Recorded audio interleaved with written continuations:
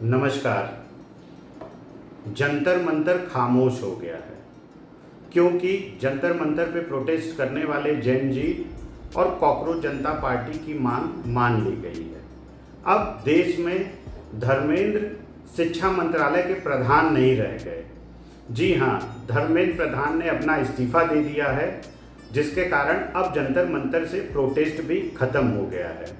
लेकिन अभी भी सवाल वही बने हैं कि क्या इस्तीफा दे देने से एनटीए सुधर जाएगा, या एनटीए में जो लोग भी सेटिंग करके पेपर लीक कराते थे, क्या कड़े कानून बन जाने की वजह से क्या अब पेपर लीक नहीं होगा?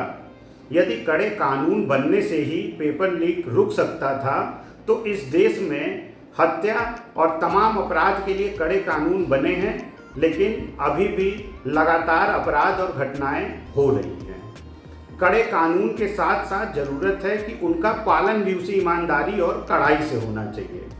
असल में होता ये है कि पेपर लीक या किसी भी अपराध में लिप्त लोग जो अपनी सेटिंग विभागों में करते हैं, वो अपनी सेटिंग पुलिस विभाग में और न्यायालय में भी रखते हैं।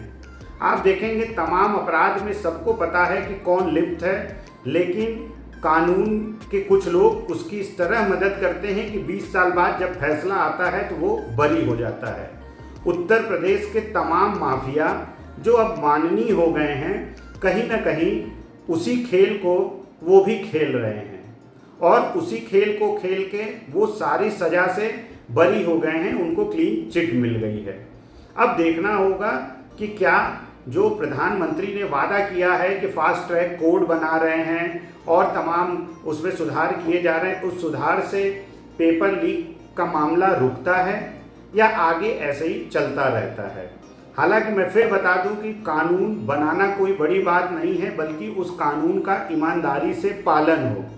अपराध के बाद पुलिस पैसा लेकर चार्जशीट में खेल खेलती है, केस डायरी में खेल खेलती है और पूरी प्रक्रिया इतनी लंबी होती है कि गवाह होस्टाइल हो जाते हैं। इस पूरे इस्तीफा प्रकरण में जितनी मेहनत जैन जी और कॉकरोच जनता पार्टी ने की, उससे कहीं ज़्यादा मेहनत उन यूट्यूबर्स ने किया जो लगातार इस घटना का प्रसारण Insta, Facebook, Twitter, social media पे कर रहे थे।